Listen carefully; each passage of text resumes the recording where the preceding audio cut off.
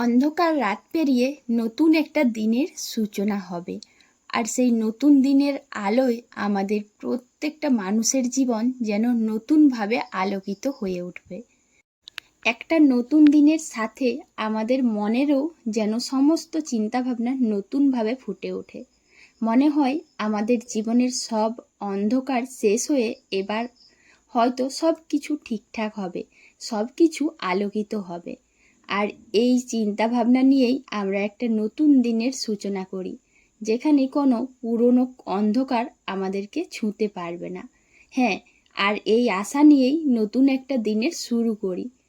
ভালো চিন্তাভাবনা দিয়ে একটা নতুন দিনের সূচনা করলেও আদৌ কি সবসময় আমাদের মনের ইচ্ছে পূরণ হয়, না সব কিছু আলোকিত হয়? হয় না। আর সেটাই আজকে আমার ভিডিওতে তুলে ধরবো। তো যাই হোক বন্ধুরা, আজকের ভিডিওটা দেখো, আশা করছি তোমাদের ভালো লাগবে। আর এই যে দেখো, সকালের কাজকর্ম তো করেই নিয়েছি, সেগুলো আর তোমাদের সাথে শেয়ার করিনি, সোজা চলে এসেছি তুলসী থানে। আর এত ফুল তুলেছি আজকে, সেই জন্য ভাবছি অনেক দিন হলো তুলসীর মঞ্চটা সাজানো হয়নি, তাই এত ফুল দেখে না একটু সময় নিয়ে তুলসী মঞ্চটা ফুল দিয়ে সাজিয়ে নিচ্ছি। কয়েকদিন এত টানা বৃষ্টি হচ্ছিল যে শুধু গাছে একটুখানি জল দিয়েই পুজো করে নিতে হচ্ছিল। আর একটু ফুল এত সুন্দর করে সাজানোর না ছিল সুযোগ, আর না ছিল ইচ্ছে। সত্যি বলতে ইচ্ছেটা ছিল না যে তা না, কিন্তু একটুখানি ইচ্ছে থাকলেও এত বৃষ্টি পড়ছিল, সব ইচ্ছেতেই জল পড়ে গিয়েছিল। তো দেখো, তুলসী গাছে খুব অল্প করেই জল দিচ্ছি। আসলে কদিন এত বৃষ্টি হয়েছে না, তারপর যদি আমি আরও বেশি করে জল দিই তাহলে তো গাছ একদমই মরে যাবে। যাই হোক, এতক্ষণ ধরে বকবক করছি আর আসল কথাটাই তোমাদের সাথে শেয়ার করিনি। তো ছোট্ট একটা গ্রাম থেকে আমি মুনমুন প্রতিদিনের মতন আজকেও একটা ভিডিও নিয়ে চলে এসেছি। যে সমস্ত বন্ধুরা আমার ভিডিওটা ক্লিক করেছো, তোমরা কিন্তু অবশ্যই একটা লাইক করো আর পুরো ভিডিওটা দেখে কমেন্ট করো। যেহেতু আমি গ্রামের গৃহবধূ, তাই গ্রামের জীবনযাপনের ভিডিও অবশ্যই তোমাদের ভালো লাগবে, এটাই আশা করি। তো দেখো, এত বৃষ্টি হচ্ছে। হ্যাঁ, অনেক মানুষেরই জানো তো আমাদের গ্রামে ভীষণ কষ্ট হয়েছে, তবে সেইভাবে ক্ষয়ক্ষতি হয়নি। অনেকেরই ক্ষয়ক্ষতি হয়নি, আবার অনেকের একটু আধটু তো অসুবিধে হয়েইছে। যাদের জমিতে সমস্ত গাছগুলো ডুবে গিয়েছে তাদের কিন্তু বেশ ভালোই ক্ষতি হয়েছে। আর এরই মধ্যে জানো তো, আমাদের কিছু ক্ষতি না হলেও এমন একটা বড় যে ক্ষতি হবে সেটা বুঝতে পারিনি। তো দেখো, সেই ক্ষতিটার জন্যই দেখতে এসেছি। এই যে আমাদের এত বড় বাগানটা, হঠাৎ দেখি যে প্রাচীরটা ভেঙে পড়েছে। তবে দেখি বললে হয়তো ভুল হবে, এটা না অনেকের কাছ থেকে খবর পেলাম। একটা কাকু বলল তোমাদের বাগানের প্রাচীরটা না পড়ে গিয়েছে। আসলে এই বাগানটার প্রাচীরটা জানো তো, এই পেছন দিকটাতে এত ঝোপঝাড় জঙ্গল আসা হয়নি। আগে আগে যখন আসা হতো গাছপালা এতটা ছিল না, আর এইবারে এত গাছপালা হয়েছে তাই আর আসা হয়নি। কিন্তু যেই শুনলাম যে প্রাচীরটা ভেঙেছে, দেখতে এসেছি। আর দেখো, চারিদিকে রোদ শুকনো, কিন্তু তবুও আমাদের গ্রামের রাস্তাতে এত জল যাচ্ছে। এই কদিন হলো জল বন্ধ হয়েছে, তাও কিন্তু জলের শেষ নেই। তো তোমরা তো দেখতেই পেলে কত বড় প্রাচীরটা পড়েছে। আর একটা যখন ঘেরা প্রাচীরের কিছুটা অংশ পড়ে যায়, তখন জানবে পুরোটাই বেকার।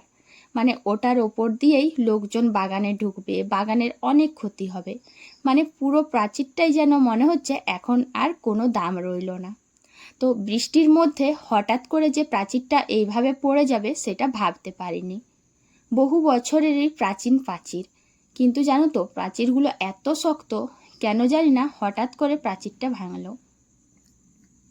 সংসারের কোনো জিনিস যদি খারাপ হয়ে যায়, নষ্ট হয়ে যায়, বা এরকম যদি হঠাৎ করে আমাদের বিপদ আসে, তাহলে সেগুলো সামাল দিতে না মনটা অনেক কষ্ট হয়। আর এরকম একটা বড় প্রাচীর হঠাৎ করে ভেঙে যাওয়া, মনটা ভীষণ খারাপ লাগলো। তবুও কি করব, আমাদের জীবনে তো বাধা বিপত্তি ঝড় ঝাপটা সব কিছুই আসবে, তবুও এগিয়ে যেতে হবে। তাই জানো তো, প্রাচীরটা দেখে এসে না মনটা একটু খারাপ লাগছিল, আর খিদেও পাচ্ছিল না। তারপর আর কি করব, এখন অনেকটাই বেলা হয়েছে, সবজি টবজি কেটে খেতে বসে গেছি। আর আজকে মুড়ি খাচ্ছি ঘুগনি দিয়ে। তবে ঘুগনিটা কিন্তু আজকে না, কালকের একটু গরম করে নিয়েছি আর খাচ্ছি।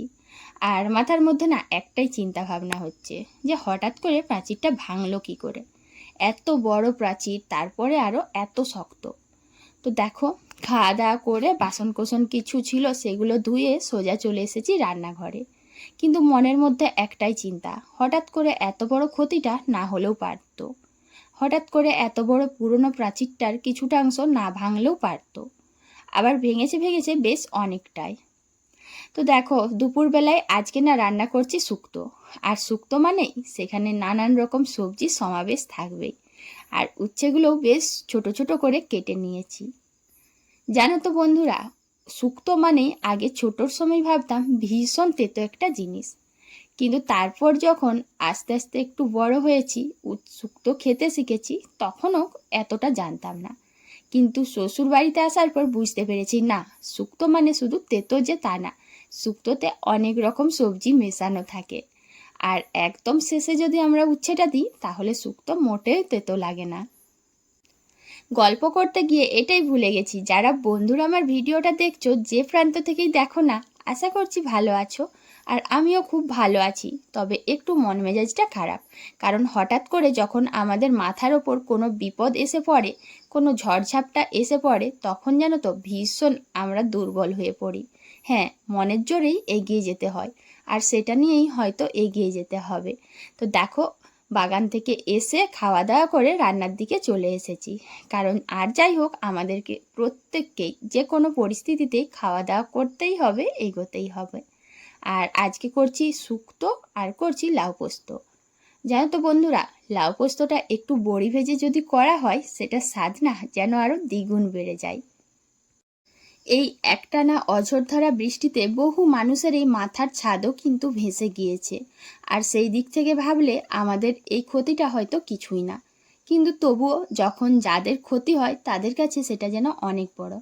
আর যেন নতুন একটা দিন আমরা খুব আশা নিয়ে যেন ভালো কিছু হয় এটা নিয়ে শুরু করি, কিন্তু আমাদের জীবনে এই নতুন দিনটা কি হবে বা কি নিয়ে আসছে বা কোন বিপদটা আমাদের জন্য অপেক্ষা করছে আমরা কেউই জানি না। তো ভালো মন্দ মিশিয়েই আমাদের জীবন, এটাই আমাদেরকে মেনে নিতে হয়। দেখো খাওয়া দাওয়ার পরে এখন বাসনগুলো ঝটপট ধুয়ে নিচ্ছি।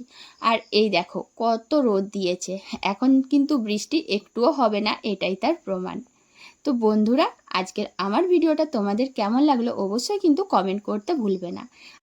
সবাই ভালো থাকো, সুস্থ থাকো, টাটা।